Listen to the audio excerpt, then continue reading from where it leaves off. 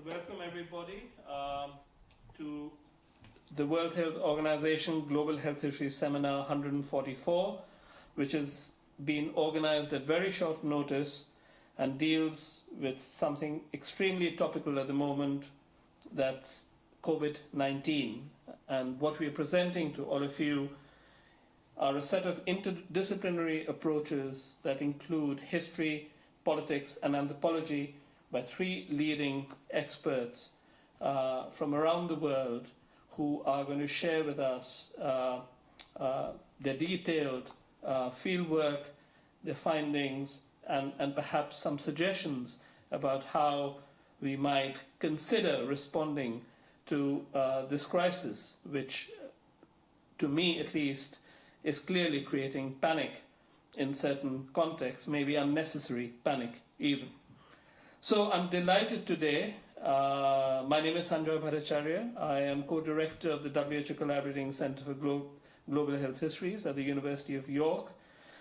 And with us today are Dr. Owain Wiliams, who has recently left Australia to join the University of Leeds, Dr. Fang Xiaoping from Nanyang Technological University, but he is actually a visiting fellow at Duke University, United States at the moment, and Dr.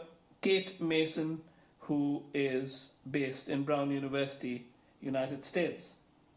We are filming and live streaming this event. I understand that we have a very large number of people online. Welcome all. Thank you for joining us. If the audience members will not be filmed, but if anyone has any concerns about this, please come and speak either to Arnab Chakravarti, who has very kindly been supporting this event and is in the audience, or myself. I would also quickly like to thank the Wellcome Trust and the Commonwealth Scholarship Commission for the support for this event, without which this would be impossible. And of course, many, many thanks to our partners and collaborators in the World Health Organization. So, without further ado, may I first invite Owain to present, followed by Fang Xiaoping, followed by Kate. And then we can have some questions and answers at the end of the event. So, Owain, please. Hi, so thank you for inviting me, Sanjoy. I did spell this out to Sanjoy before I agreed to do this. I'm not an expert in infectious disease control or pandemics or epidemics or anything of the sort. What I have worked on for the last 15 years is the politics of global health governance. And Sanjoy therefore asked me to give that spin on current events and a kind of gentle overview of a not so gentle transboundary global problem. So without any further ado, I just want to, this was released by the World Health Organization on the 25th, some of these statistics.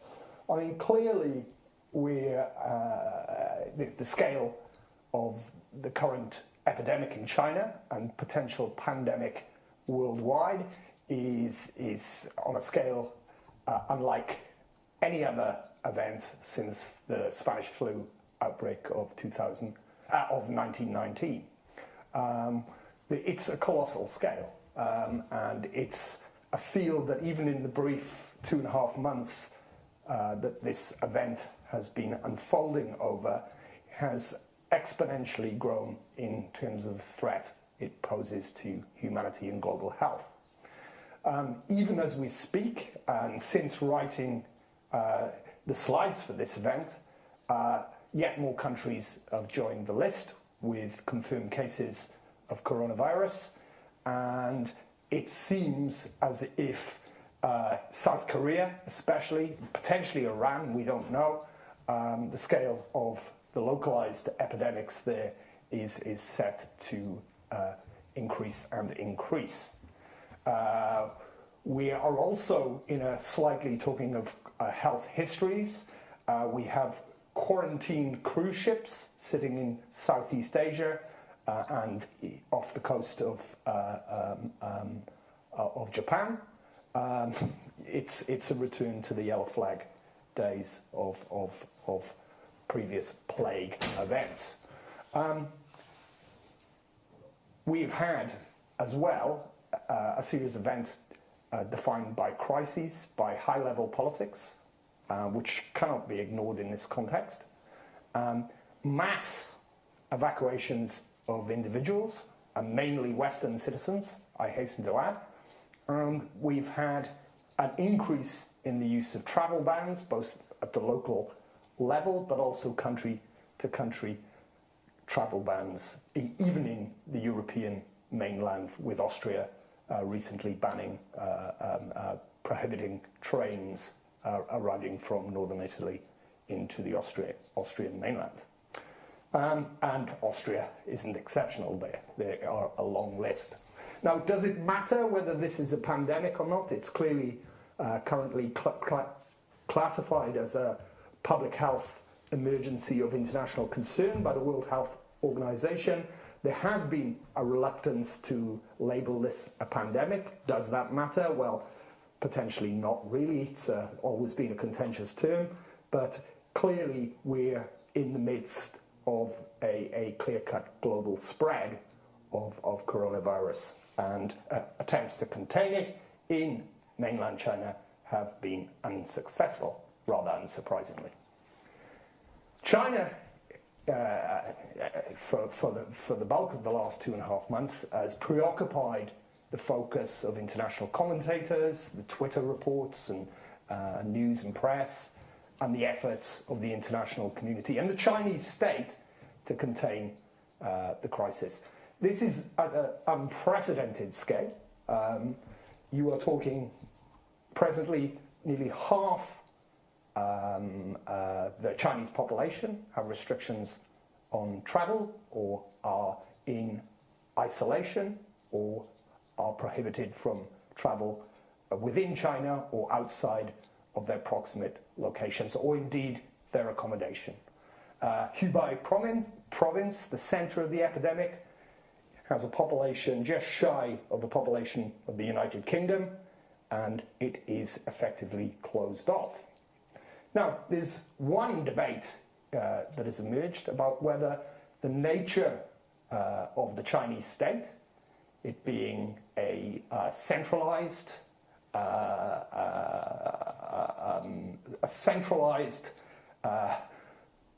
trying to say this diplomatic, but quite authoritarian state, whether that has, in a sense, given it a special ability to deal with epidemic/pandemic event, whether that degree of state control is in some way a positive in this story of attempts to control coronavirus. We've seen the large-scale deployment of military personnel by the Chinese state. We have seen forced testing of citizens and forced quarantine of citizens, and China has been roundly criticized by some people in the human rights and health community for its abuse of its citizens' human rights at the same time. Of course, the authoritarian nature of China and the high degree of centralized political control by the CCP is in itself been problematic within this outbreak in terms of trust by citizens and its ability to, in effect, squash early scientific advice about what was transpiring in Hubei. Despite this, Tedros, the WHO Director General, and other staff at the World Health Organization have been very congratulatory about the Chinese response, at the same time as arguing against travel and trade restrictions. So there's a kind of problematic relationship there, and high-level health diplomacy is playing out. Why? I will attempt to answer that further down the line. And of course, trust and issues of trust and secrecy and cover-ups were brought to head, and rather unfortunately became the high point of this was the death of Dr. Li Wenliang, who early on in events in Wuhan alerted authorities to the fact that there was a problem bubbling up that could not be ignored. And of course, he was cautioned by party officials and sanctioned and told to shut up. He has unfortunately now died of the very virus which he sought to alert us about. In China, there is clearly clear signs of political and actually especially economic strain in an already fragile Chinese economy laden with debt and the aftermath of the global financial crisis. The strain on the economy in China is now substantial. In fact, at present, despite directives to return to work, something like only a third of the Chinese workforce is back at work. And this is causing enormous spillover effects for global supply chains and firms reliant on Chinese products and services. Today in the UK, for example, is a financial reporting day for most firms. And we're already in the news today seeing huge losses from reported losses from major transnational corporations spilling out on our front pages and on the radio stations and airwaves. The cult of personality in China, again, is somewhat problematic. The president has delegated authority over the crisis to his second-in-command, but arguably when you have such a strong political leadership and centralized leadership, you're lining yourself up for a fall, and the president has received a great deal of criticism for the handling of the crisis. Let's not forget the health workers, often forgotten in this. I was reading yesterday about Wuhan and Hubei health workers wearing nappies or diapers because they were too busy to stop working and attending to people in critical conditions. And they were literally defecating and urinating in nappies in order to keep at the case. And the attrition, as with Ebola in West Africa, the attrition of the health workforce and the trauma that they face on a daily basis in China is substantial and should not be forgotten. Of course, this has also been a crisis replete with misinformation, and conspiracy theories abound on everywhere. Was this a Chinese biological weapon released accidentally? And recently we've had reports that it was a US release of a biological weapon, with these reports being linked to Russia. So there's high politics going here, misinformation, dramas, crises, tension.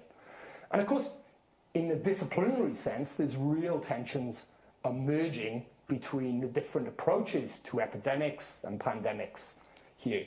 Is, early on in the crisis, this focused on the role of wet markets as sources of zoonotic infection in China? Is it right to tell Chinese citizens not to eat pangolins or snakes? Is this just another attempt by Western biomedicine to kind of portray the dirty other, and misrepresent cultural practices of Chinese people? Of course, at the end of the day, it is clear that eating pangolins and snakes is not a good idea in terms of zoonotic infection. And the Chinese state has very recently announced, despite its early hostility to these claims, that it would close down so-called wet markets selling these products. After the outbreak has finished, they would be history. The US and Japan have also not come out of this crisis well. Japan's handling of the cruise ship, the so-called floating Petri dish, the Diamond Princess, has been disastrous, chaotic, and somewhat and very unfortunate for those staff and holidaymakers who have been quarantined aboard, with rates of infection reaching, of the 3,500 people on boards, something like 480 have tested positive for coronavirus. Of course, Donald Trump, who is a vaccine denier and very, how can I put this politely, is not exactly a champion of evidence-based policy, continues to cut from the budget of the CDC, its pandemic preparedness budget, has expressed hostility to the return of people from the cruise ships, and attempted to override the State Department when they were returning infected people on the military organized evacuation by the State Department. So is that a political leader and indeed an American health system that is equipped to manage this crisis if it gets out of control? Well, I think not. So the US and Japanese position has been chaotic, and we are set to see, we will see whether the US administration is capable of dealing with this crisis if it hits the United States, which it has already. The World Health Organization, we must remember that this is very much presently a very much financially emasculated organization, and politically it has really been trying to tread a very careful line through this crisis, and I think the World Health Organization is a wonderful organization, but its capacities in these scenarios have been severely challenged, and its diplomatic positions have been challenged as well. It has been criticized roundly for only declaring the public health emergency of international concern very late in January, and for cozying up to China repeatedly.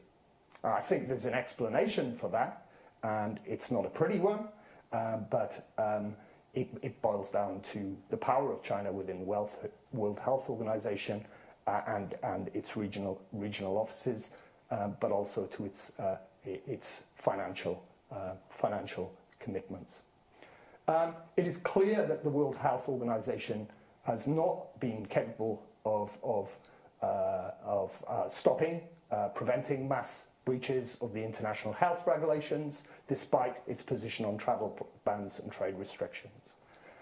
But underlying all of this is the fact that the World Health Organization is not being adequately supported, either politically or financially.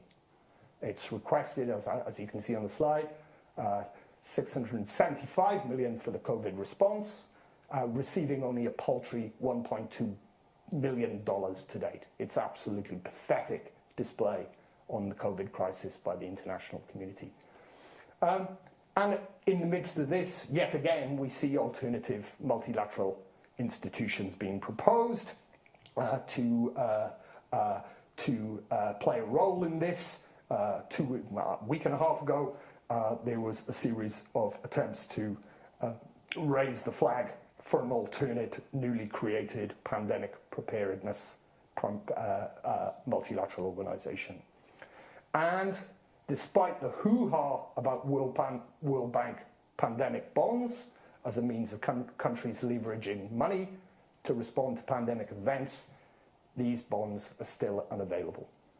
So, not a good picture multilaterally.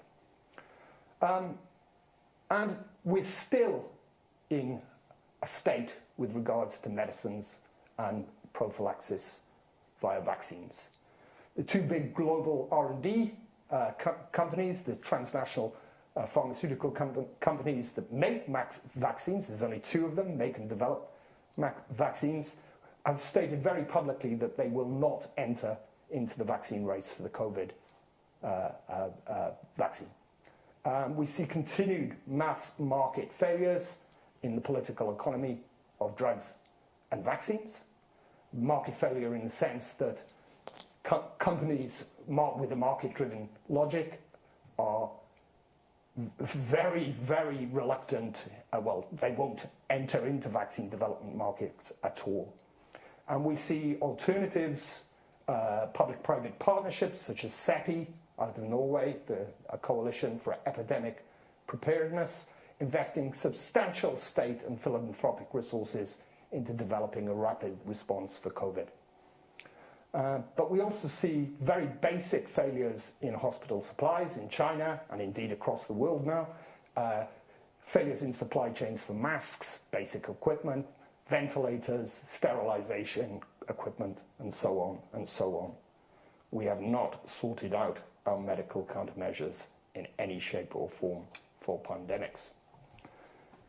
But there's a real story here of politics of fear and neglect and misinformation. Fear and neglect and particular political forms of authority hid this virus in its earliest days, and trust was completely absent in the Chinese system. Fear has driven the majority of state responses now in place in Asia, Europe, America, and I think Africa will follow suit. We have real fears of a spread to Africa. So this is out of date already. So far only Egypt. There's been other countries today added to that list. I believe Algeria has experienced its first cases. And of course, the Ebola story in Africa tells us that in Africa, weak health systems and weak diagnostic capacities are a problem and will be a problem in the COVID response. And there are real fears if it spreads to Africa, then we are really in trouble, and Africa in particular will be in trouble. Underlying this, there's a political economy of chronic and continued underinvestment in health systems and institutions globally, regionally, and locally across the world. And the United States is not exceptional to that story. We see a chronic and continued underinvestment in vaccines and prophylaxis. And we see continued and overarching neglect of global health and public goods as being endemic to our global polity. And we have neglected health and global health at our peril, and I think we will pay the price for that very soon. Thank you. Thank you, Sanjoy. Good morning, everyone. My research focuses on the history of medicine, health, and disease in 20th century China. I analyze the history of pandemics in China through the perspective of socio-political history. On February 23rd, 2020, the Chinese government defined COVID-19 as a quotation mark, a major public health emergency that has spread the fastest, has the widest range of infections, and is the most difficult to prevent and control in China since the founding of New China. So in this talk, I will take you back 60 years and briefly introduce the historical origin of a public health emergencies response in China based on the study of a cholera pandemic in South China in early 1960s. So I will discuss the quarantine and isolation, the total inoculation, epidemic surveillance, the control of pandemic information, and the China's role in the globalized health community during the cholera pandemic. Next page. In 1961, alto cholera epidemic broke out in Indonesia, becoming the 7th global cholera pandemic in recorded history. Indonesian Chinese had returned to China during the archipelago's pandemic and were immediately suspected cholera carriers. The alto cholera first broke out in Guangdong province in June 1961. In February 1962, the cholera re-emerged in Guangdong, and from July 1962 onward, affected the southeast coast of China, spreading rapidly through the Zhejiang province, Fujian, Shanghai, and Jiangsu. Following a large scale, next page, please. Following a large scale but a clandestine campaign, the pandemic was contained in southeast coast China by 1965. The 1961 to 1965 pandemic broke out and spread throughout southeast coast China when the government committed to social restructuring in order to overcome the social political crisis right after the Great Famine. This social political change was intensified and complicated by the geopolitical roles of China within the international community at the peak of the Cold War. So next page. Next, yeah. So I chose to center my study of the origin of the public health emergency response on Wenzhou Prefecture, Zhejiang Province, because the cholera instance there was the highest in southeast coast China, according to the statistical data available. Next. So first, let's look. Next, please. So first, let's look at the interventionist measures, the quarantine. The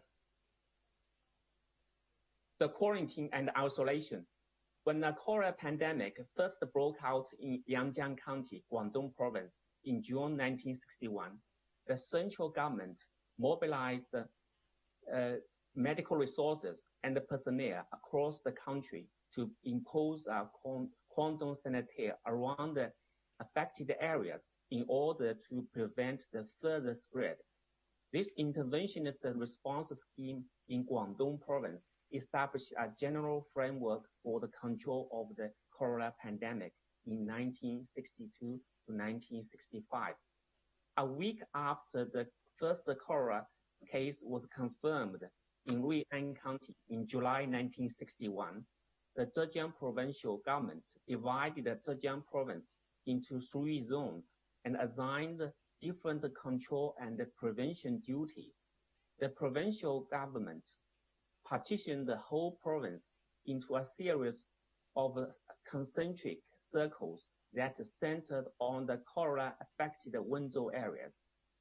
Within these geographical zones, the provincial government set up a major observation stations along the railway lines and a temporary joint quarantine station in the 3 major islands of the province in the 3 coastal prefecture. In combination with the railway and the geographical belts on land, they formed the first quarantine ring around the Wenzhou. Within this quarantine ring, the provincial government formed a second ring of the quarantine control mechanism along the major highways and the maritime routes that connected Wenzhou to the other areas of the province and the neighboring areas of the southeast coast of China. Furthermore, Wenzhou Prefecture set up extra quarantine stations to form this third quarantine ring in locations which were the first stops en route to the neighboring prefectures and the province. Within these 3 quarantine rings, the county and the city governments further divided the quarantine zones from the county level down to that of districts and communes on the basis of the existing administrative structures.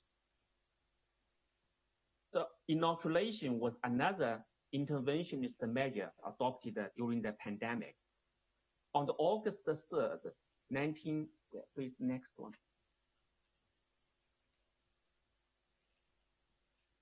Okay, go back. Yeah. Yes, thank you. On August 3rd, 1962, directives from the Zhejiang Provincial Party Committee ruled that the entire population in each county of Wenzhou Prefecture had to be inoculated against before August 15th.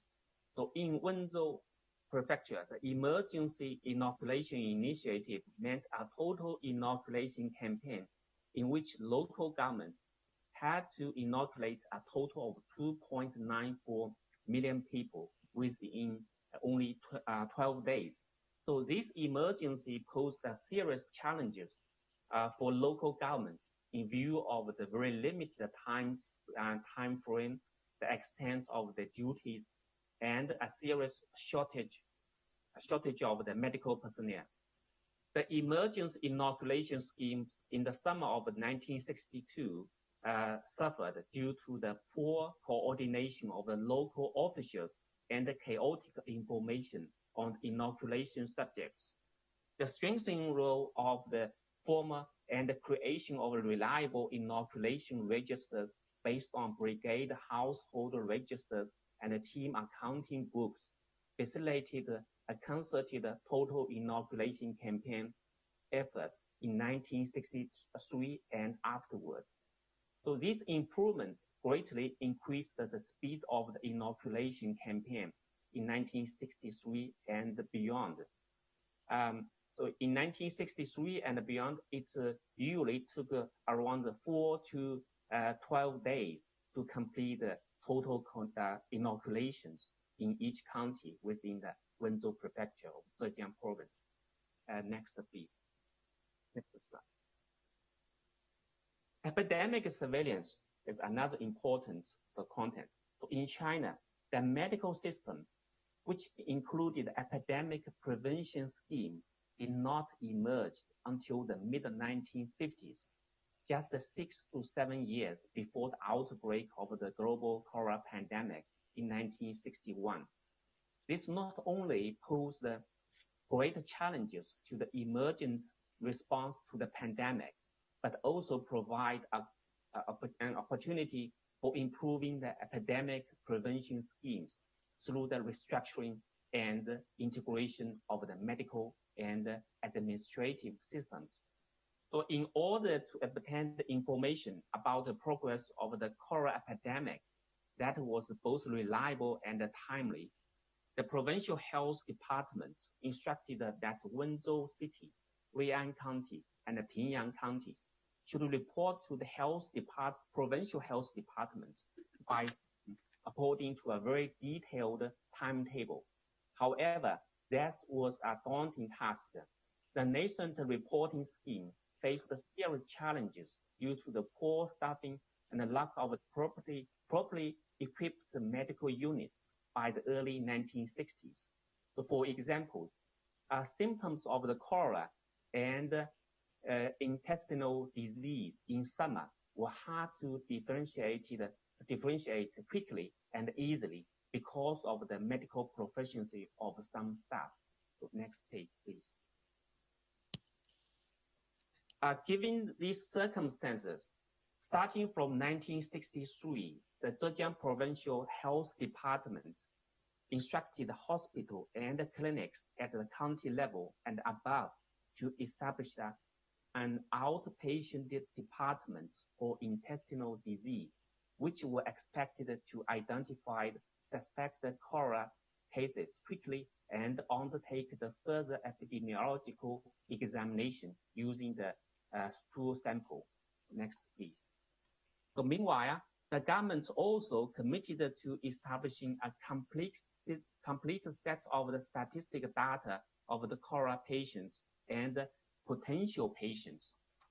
So that's the epidemic surveillance. The last questions about China as China's role as an isolated nation in the globalized health communities. So this issue involved the politics of the control and sharing of the pandemic information during the 1960s. So when the cholera pandemic broke out in Southeast Asia and China in 1961, the People's Republic of China was not a member country of WHO and remained isolated from the international epidemic reporting network. So this very specific relationship between the international organization and the non-member country shaped the features of the politics of information control around the cholera pandemic and the information sharing. Though absent from the international community, the Chinese government kept up with the global pandemic surveillance network. The sources of epidemic information included the relevant instructions and the circulars from the Ministry of Health of each government, the Geneva Weekly Epidemic Information relayed by the Singapore station, and the printed weekly epidemic information by WHO headquarters based in Geneva. So that's my brief introduction. In QA, we could discuss the relationship between the pandemics and the politics and its far-reaching impacts on the health emergency response in the following decades. Thank you all very much.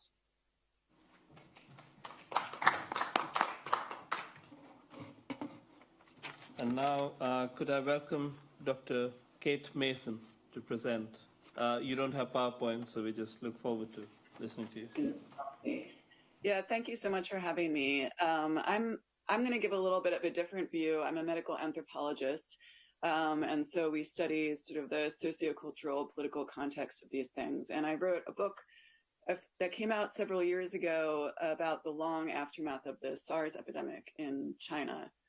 So, like any good anthropologist, I'm going to begin today with a story. We like to tell stories.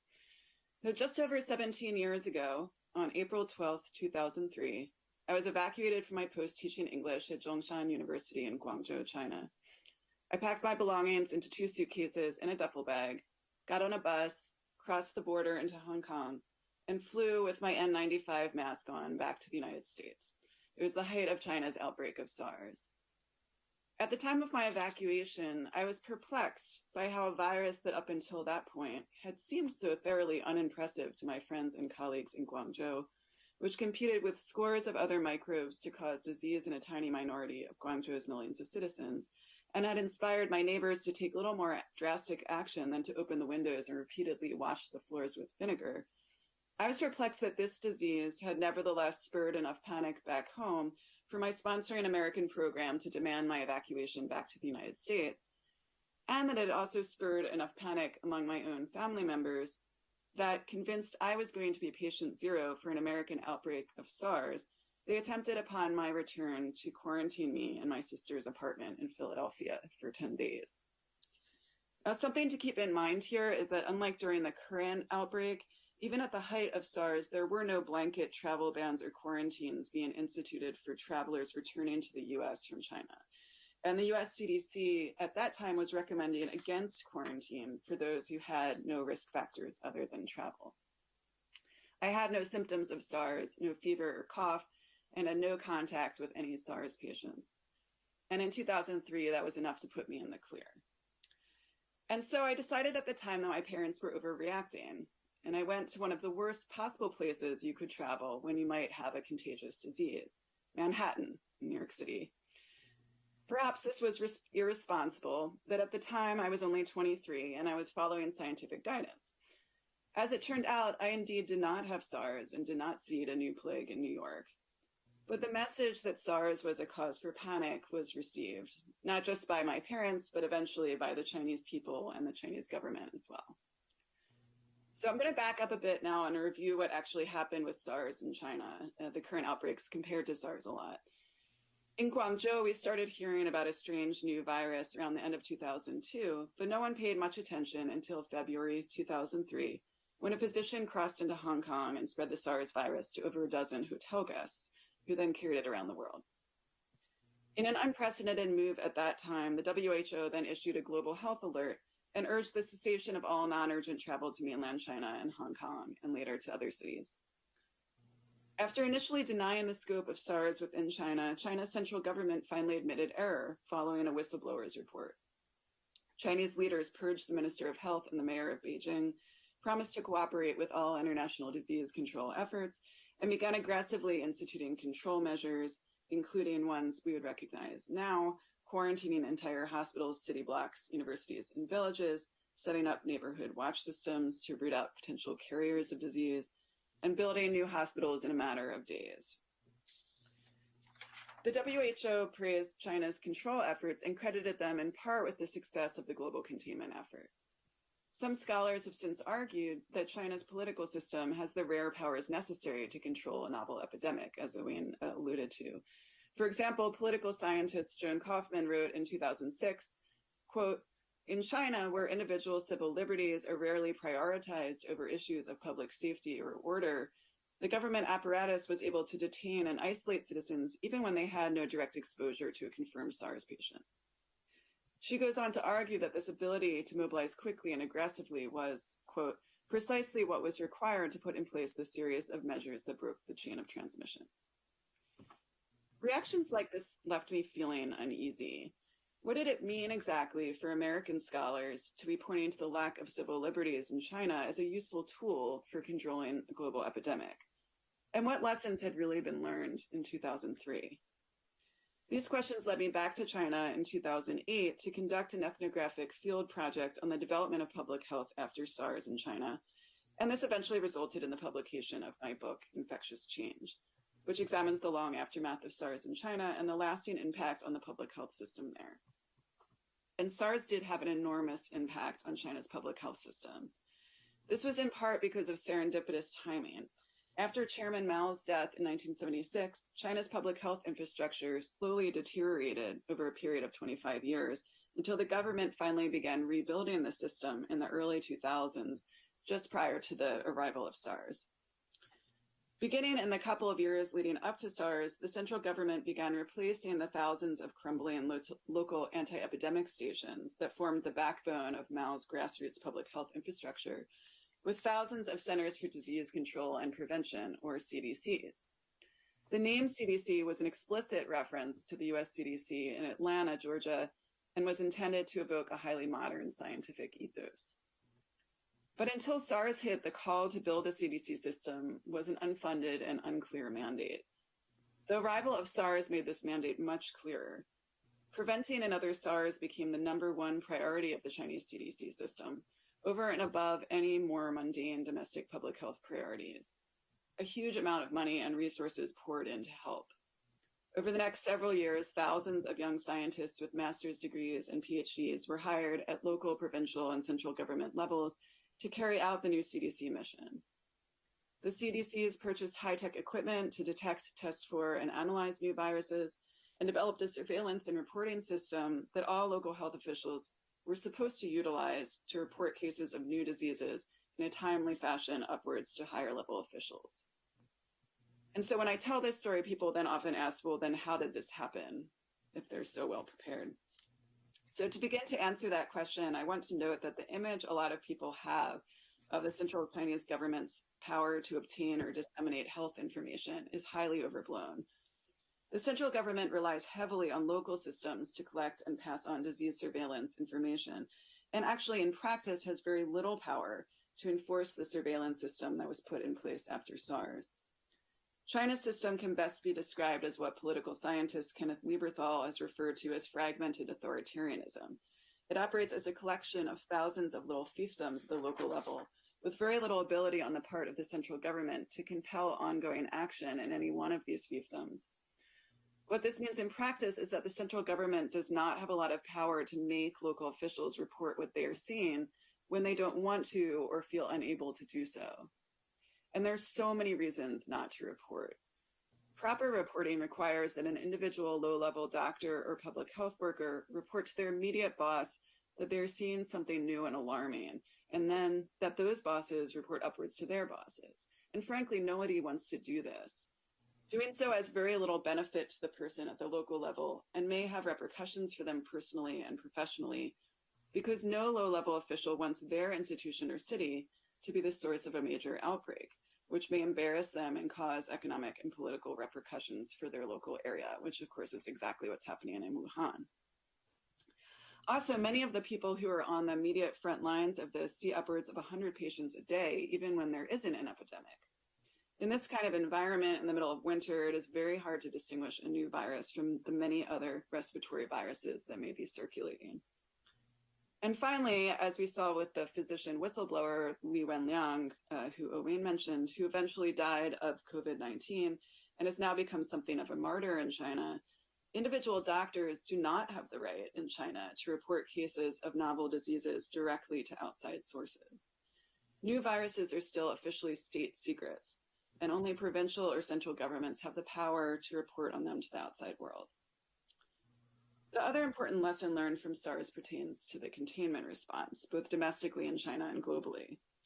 One of the big takeaways that the Chinese government got from SARS was that draconian actions are necessary to control a new virus if it does occur, that China is particularly good at taking such actions, and that China will be praised by the international community if it does take such actions, but only if it does so within its own borders. And I'll come back to that in a moment. So during SARS, China implemented a lot of containment actions domestically that would not be possible anywhere else, and which we are now seeing again in more exaggerated form. To get a sense of what the COVID-19 containment actions mean for those who are living them, I invite you to engage in a brief thought exercise. And I'll use the UK as an example, as Owain did. Imagine what would happen if the UK government decided to entirely seal off and strictly confine to their homes, on penalty of prison, the entire population of England, which is roughly the population currently under strict lockdown in Hubei province. And then if they further put checkpoints on all UK highways, shut down public transportation across the entire UK, and made regulations about when people are allowed to leave their homes, even to purchase food. Suppose they then kept all these measures in place for an indefinite period of time with no indication of when restrictions might be lifted. I invite you to further imagine what UK citizens' reactions might be if the entire world started shutting down its borders with the UK, airlifting their citizens out of London, and refusing to admit UK citizens into their countries. As a point of comparison, in 2009, we did have another novel pandemic of a new respiratory virus, H1n1 Influenza. That flu pandemic eventually killed approximately 200,000 people worldwide, nearly 100 times the number of people killed so far by COVID-19.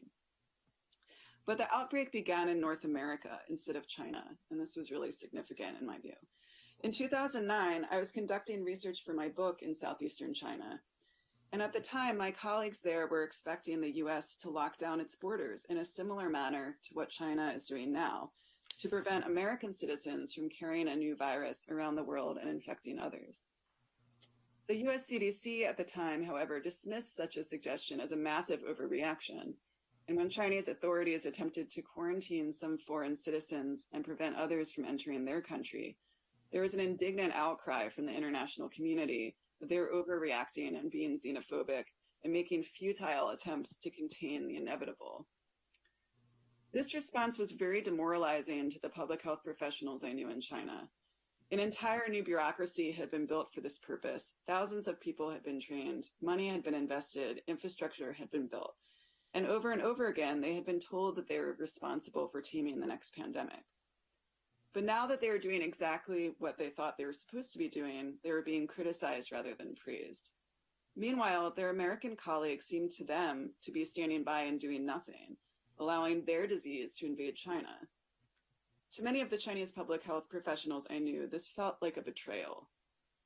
One epidemiologist told me at the time, quote, "The international community should support us.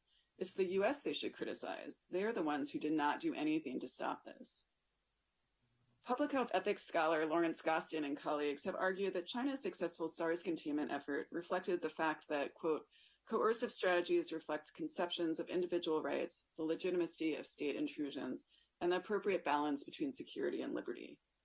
Measures tolerable in an authoritarian regime would not be tolerated in a liberal democratic state." Unquote. He and others concluded that as members of an authoritarian society, the people of China would naturally find it more acceptable to be subject to coercive containment practices than people of democratic societies. But current circumstances are challenging whether this is really true. The fear in China right now is palpable, but so is the anger. People are angry that they can't say what they want to say. They're angry that the Chinese authorities have not been forthcoming with them. And most of all, they are angry that their government let this happen to them. People are complying with draconian measures right now out of fear.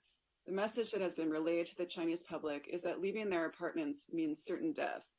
And most people are willing to comply with even the most draconian of control measures to avoid that fate.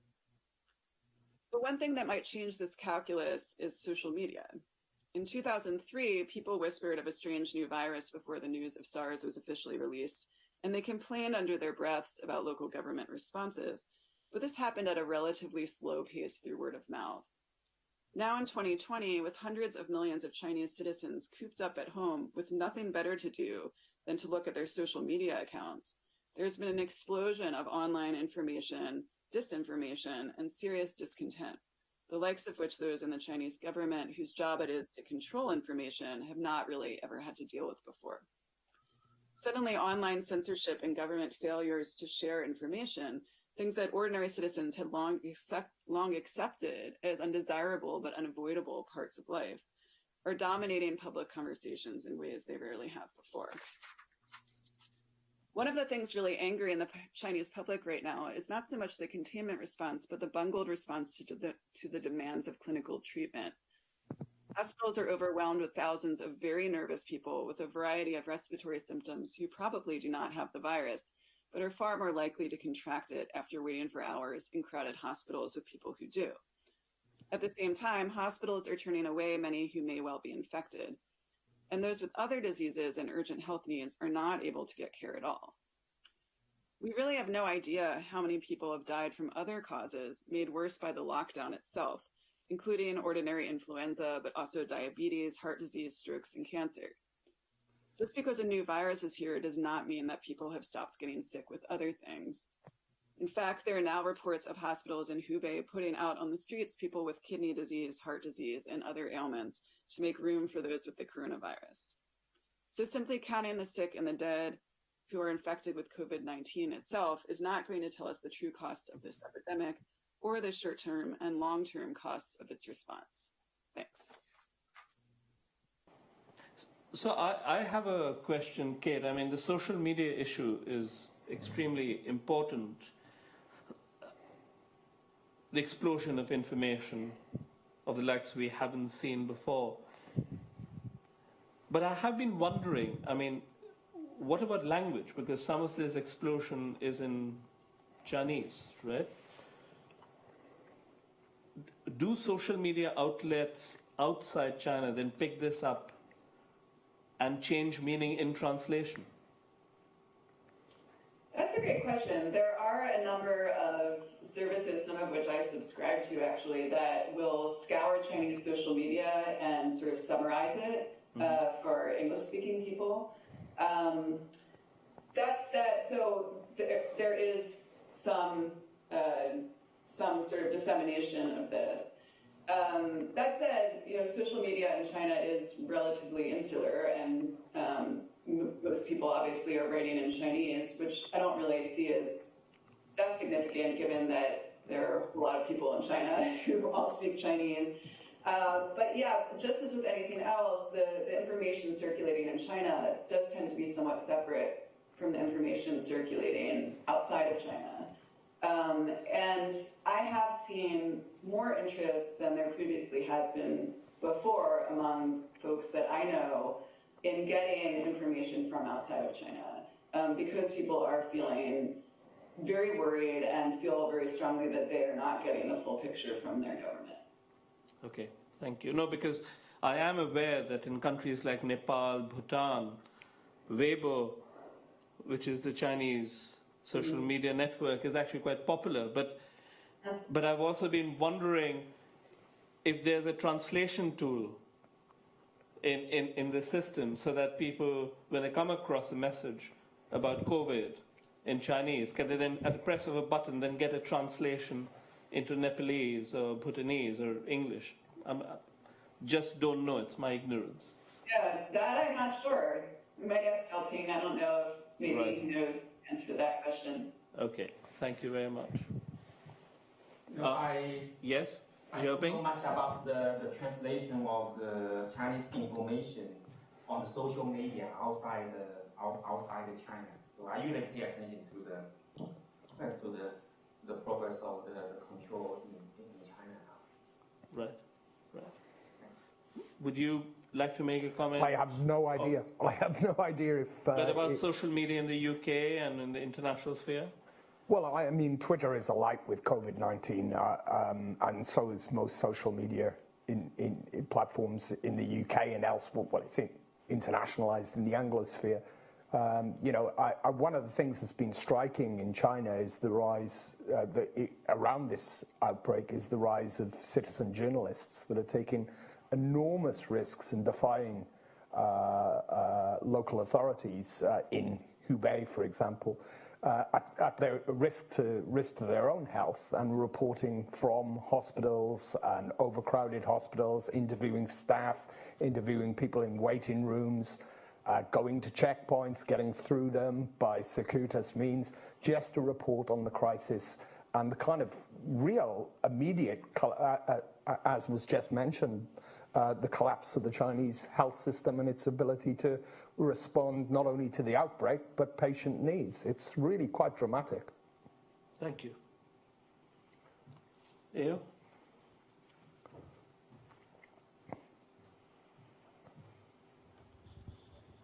I just want to ask, and don't you think that economic sanctions can actually increase the outbreak in the world now?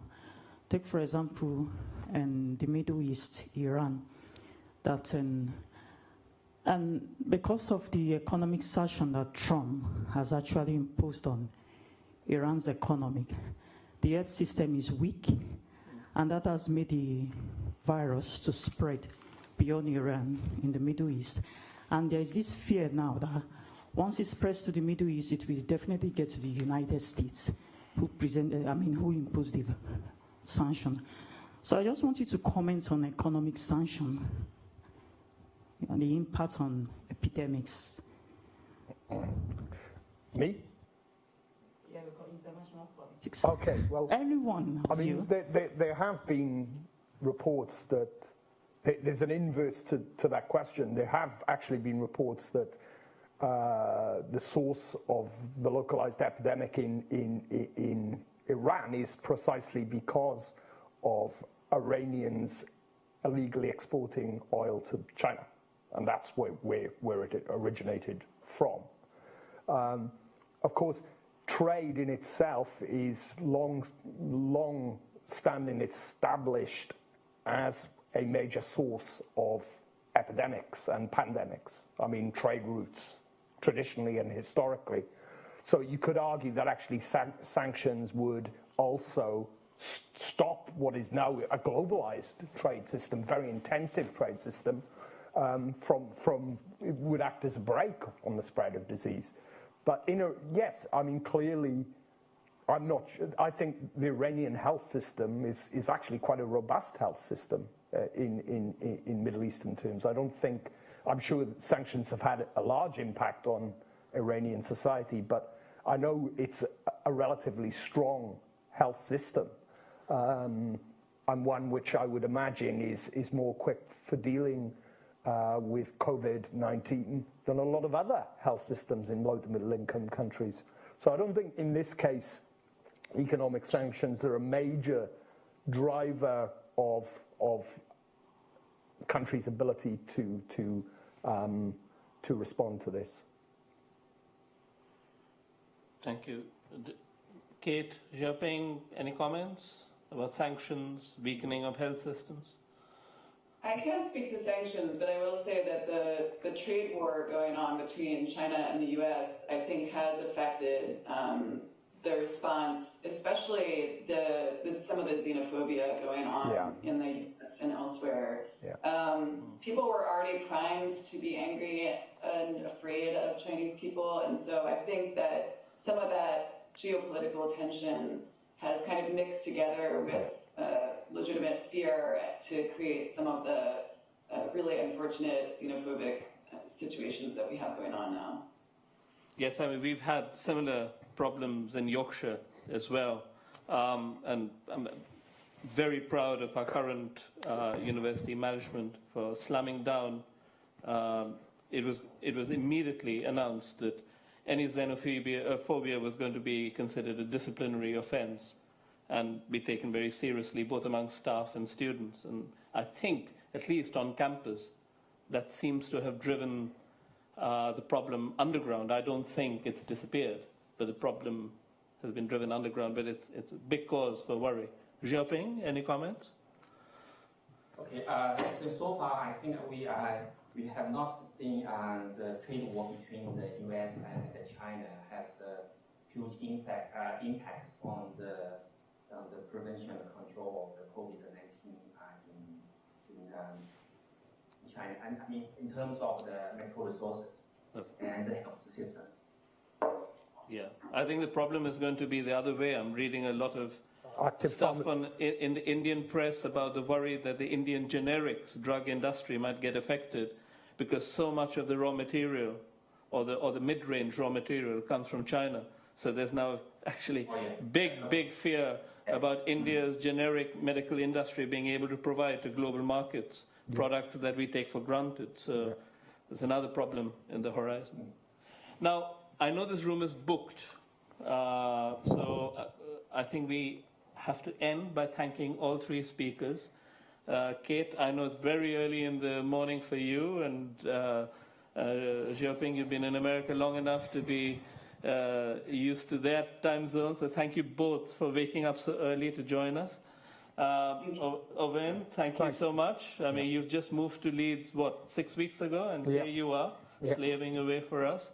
Thank you, colleagues in room and the many colleagues online who've joined us, and our wonderful AV team, Steve and not Greg, Michael.